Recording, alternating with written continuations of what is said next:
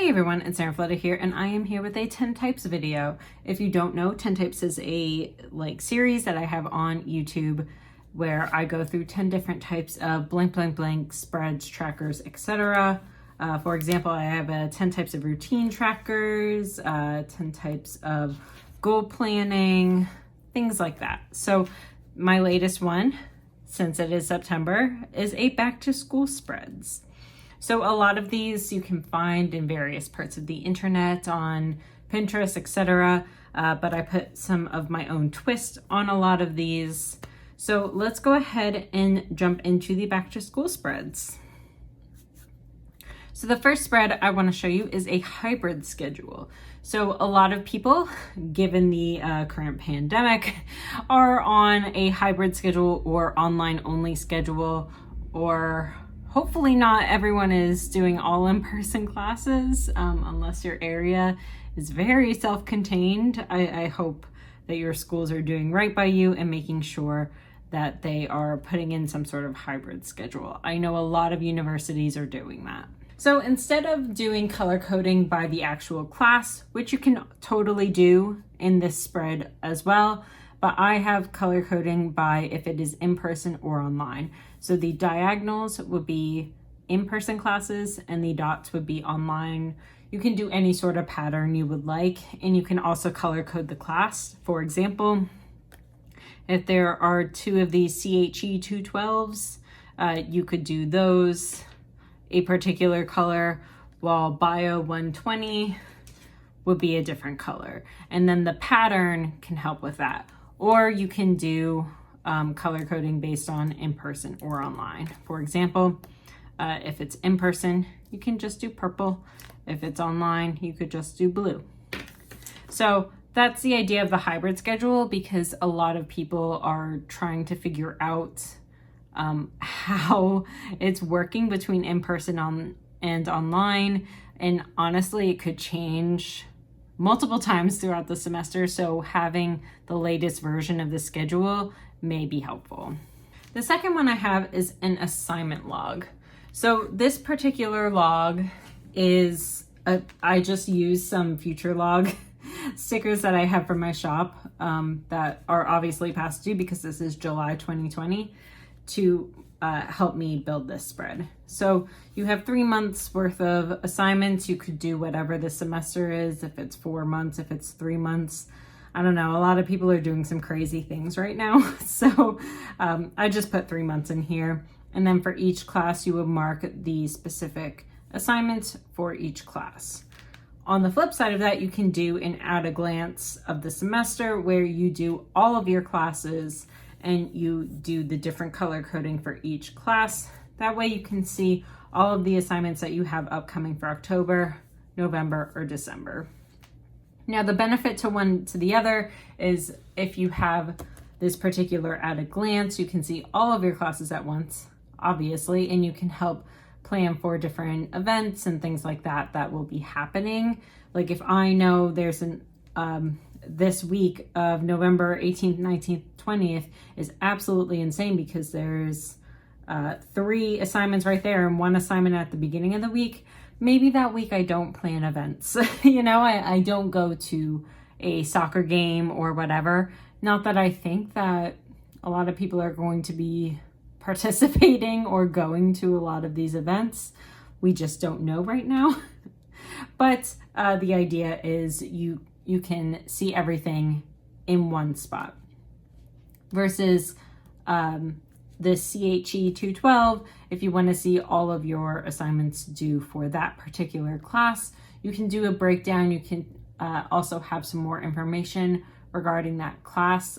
For example, if you have quizzes that pop up, if you have exams and you want to put in study hours or study days into your assignment log, that could work also. Or if you just want to see everything going on at that class in one spot, that would be helpful for you.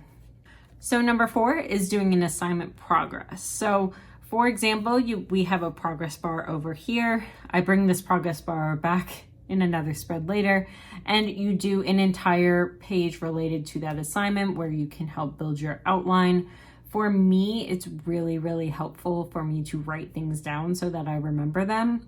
So the benefit of doing an online or an outline in your bullet journal is writing things that can help jog your memory, or, you know, you can do arrows, things like that. That's something that I did a lot when I was mind mapping and doing those types of spreads.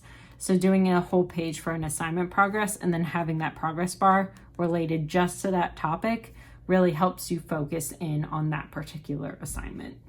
Number 5 is a supplies spread. So I know, because I was a college student once, that some books are required and some books are actually required. So I decided to make this type of spread where you put the class, the required books, if it's available online or off-site, so not the bookstore where they charge you an arm and a leg. Maybe it's available through, some sort of book trading system. I know there's a lot of online versions of that where past students sell back their books, things like that. So if it's available online or off-site, I remember that one of my chemistry classes decided to sell a special version, which you put in binder form, and then you couldn't sell it back at the end of the semester. And of course, it was my first semester, so I didn't know that, and I didn't know you could look elsewhere. So I bought it for an extreme amount of money, and I could never sell it back. But I did sell it to a student that was a year under me, or a semester under me. No, I think a year under me, that they were using the same exact thing. So it ended up working out, but still, that's shady. Anyways, all that aside, hopefully your institution doesn't do that anymore, because I thought that that was very sketch.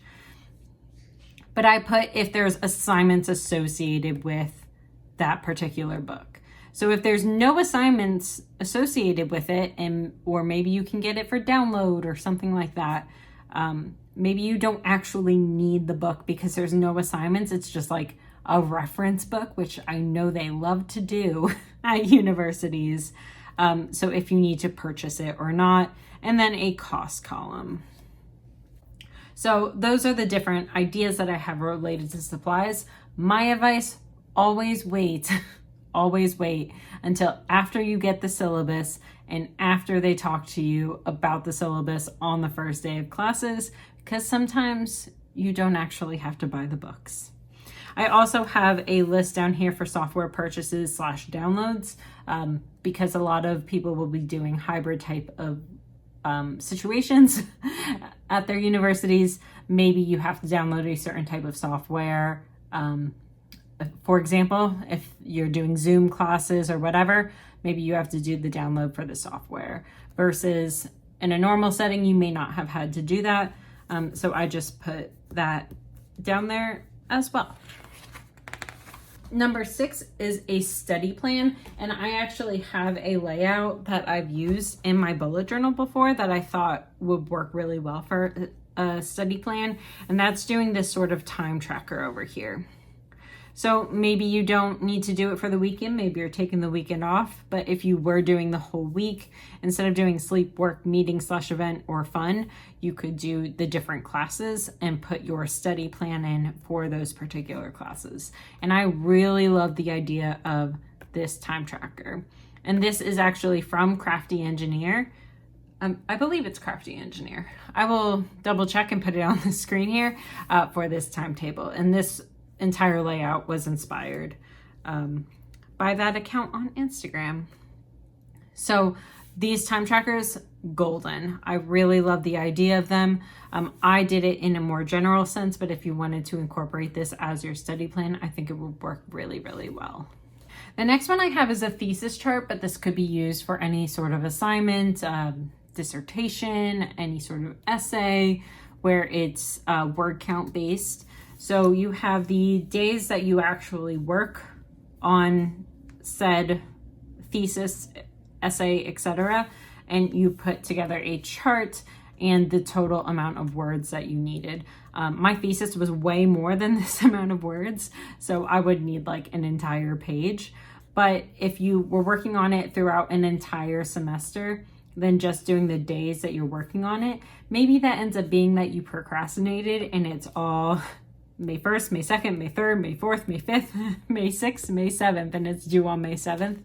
Who knows? But having an entire chart, that way you can track your progress for the entire semester would be super helpful for certain types of essays, particular something like a thesis, which you work on multiple semesters. Or at least I did. The next one are these progress bars. So again, this is something that I brought back from number 4, where you're doing 25%, 50, 75, and 100%. But having an entire page of all of your assignments with their progress bars will be really helpful for you to see where you are falling short in certain classes. If you wanted to color code these, again, for example, this was chemistry was purple. That's what I put as CHE, and then I started putting that CHE has essays, and I know that's not realistic for chemistry, so disregard all of that. But if I were doing an essay for it, and I could color code, so that way at a glance you can see maybe you're doing classes that you like better or that you find easier, and you can see certain colors are definitely going above and beyond, and your progress has been already filled out, and you need to focus on other types of areas. So having an entire page of progress bars for all of your assignments with all of the due dates could be super, super helpful. Now, number 9 is word crawls, which this idea came to me from NaNoWriMo. So when I tried to do this years ago, I'm far too busy for it now, but there was a thing called a word crawl to help you get the amount of words that you want to do each day. So this is kind of the same idea as a thesis chart, but having a fun way to do it. So what your starting word count is, and this is a Harry Potter word crawl, and I will link a list of resources for word crawls down below.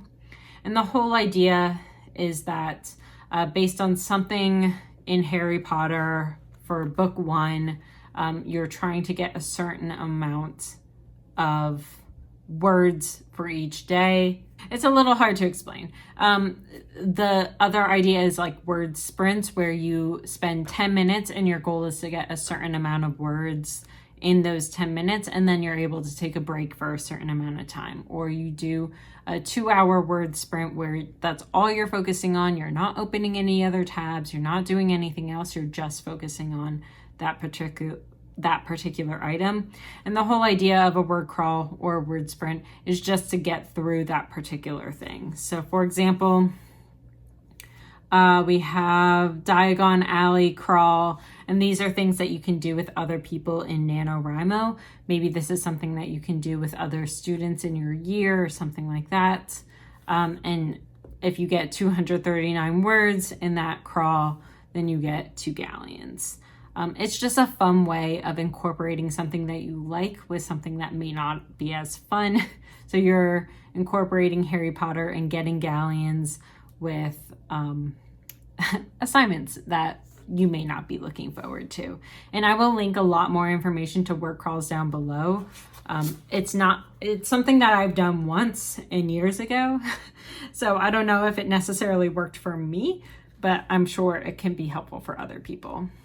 And the last one that I have is a take on my cleaning tracker. So this particular circle tracker I sell in my shop as a cleaning tracker. So daily tasks, bi-weekly tasks, so twice a week, weekly tasks, and monthly tasks. So I decided to use this stencil to make a circle tracker for assignments. So you have things that are weekly assignments for that month and monthly assignments. For example, if you have discussions that you have to post once a week for biology or chemistry, or I don't know, if you have to submit something on a weekly basis, maybe you have to submit a quiz every single week. So to mark that off, this would be the first Friday of the month, the second Friday, third, fourth, and fifth Friday of the month.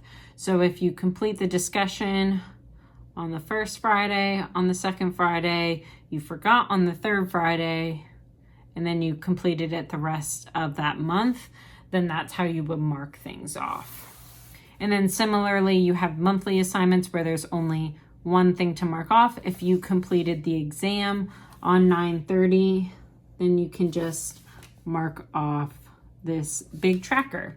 And it's just a fun way of just incorporating a tracker that happens on different timetables. Just like if you were cleaning, some tasks you do on a daily basis versus some you do on a monthly basis. I don't clean, like I may wash the dishes every single day, but I don't vacuum every single day. Maybe that's just a weekly task. So it's a fun way of having one tracker for different timetables. So again, because not all assignments are created equal, I thought that that would be helpful for student planners as well. So those are all 10 of the types of back to school spreads. There's a ton more resources out there, and this is just related to assignments and schedules and things like that versus other things that might be helpful for your mental health, for your self-care, other things about how Zoom meetings will work, and if you need to do more types of hybrid, how maybe you need to adapt mid-semester because cases start rising and they go to an all online schedule. We all know that just happened in the spring semester. So there's a lot more resources that are out there in the world. Please feel free to check bullet journaling spreads on Pinterest and things like that. There's tons of great resources, and I will link an entire spreads idea down below and some of my favorite bloggers that have done back to school spread ideas. So that is it for today. I hope you liked this video. Please like, subscribe, hit that notification bell, all that kind of jazz, and I will see you next time. Bye, everyone.